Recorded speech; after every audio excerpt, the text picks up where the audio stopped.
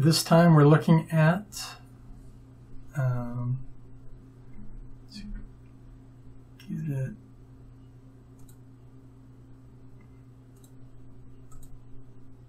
There. We're looking at the various tangs of swords. And the first one we're going to look at is this one here. It has, it is known as the, where did I put my notes on this? The full tang. And it is, the full tang is the same length and width of the handle, and it is usually sandwiched in between them, and will usually have rivets going through to hold the blade in place, and or the handle to the tang.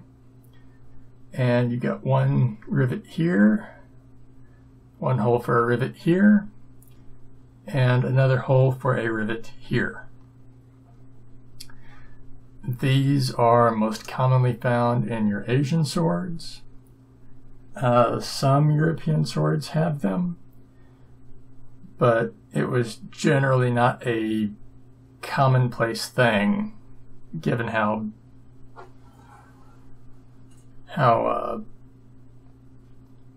other methods of tang were more favored in Europe. And that brings us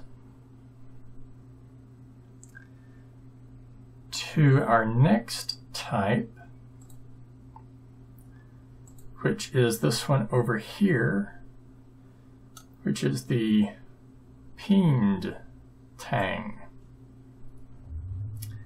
And this one is known as a peened tang because of the bottom. You can see right here is kind of flared out. And I've got a little something to kind of show what's going on here, to give an idea. So imagine this is the blade and tang of a sword, and this up here is the part beyond the pommel, which is this, represented by this little wooden bead. With a peened tang, what you've got is the tang going through the pommel, and then it is thoroughly flattened against the pommel, like so. Now the pommel can't go down any further because of that, and it's going to be held in place by the handle up above the pommel, and the blade itself, when it meets the cross guard of the blade, it puts pressure on the cross guard and will therefore sandwich the handle in between the pommel and the handlebar, therefore making it nice, tight, and solid, and unbreakable, basically. So that is the peened tang. And let's go back to the video. So the peened tang has the pommel down here. And then the next one is the half tang. which you don't usually find in a lot of your older swords, but a lot of the newer ones will have this. And by newer, I mean some reproduction swords and things like machetes and pocket knives. If they've got a solid build to them, that there's no collapsible or foldable nature of them, then chances are they've got a half tang that is basically glued in place thanks to the rubber grip around it. And then we've got the last one,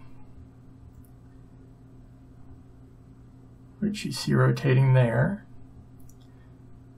This is the rat tail. So called because the majority of the tang looks like a rat's tail. Just a little stringy bit. And what is really dangerous about these is up here at the top, they will be spot welded. So all of the sword blade is one piece of metal, and the little bit that attaches to it is a completely another additional piece of metal that's just been spot welded. And of course at the bottom there will be a threaded end where a pommel can be screwed on, or whatever they want to have at the base to screw on to put pressure on this to keep everything in place. But you're not going to be able to correct this little problem with the spot weld at the top. And that's where we get the problems with these kinds of blades. That spot weld, no matter how well it's welded in, is not going to be able to withstand the constant swinging motion of a blade that is a good deal thicker than it is, and wider and longer.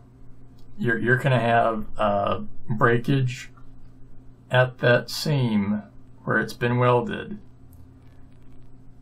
and that's why these are the most dangerous swords you can have. And it's why if I have them, they become wall hanger blades. I'm not going to trust them to be swinging them around. I'm going to make sure I buy the good ones that cost enough. The wall hanger blades, they're usually going to cost $100 and under, maybe $150 under. If you're getting one if you're wanting to get a real sword, you want to look at 200, 250 and up, because then you're pretty much guaranteed not to get a rat tail. You're also guaranteed not to get stainless steel, because that can be dangerous as well. And I think that's all I had. Yep. So that is going to be it. That's all for this session of Polygonal Art with JoRaSe. If you enjoyed what you saw, how about giving this video a thumbs up? And don't forget to subscribe so you won't miss out on future videos from me. In the video description below, you'll find my Patreon link. Feel free to check it out. Now, on to the credits.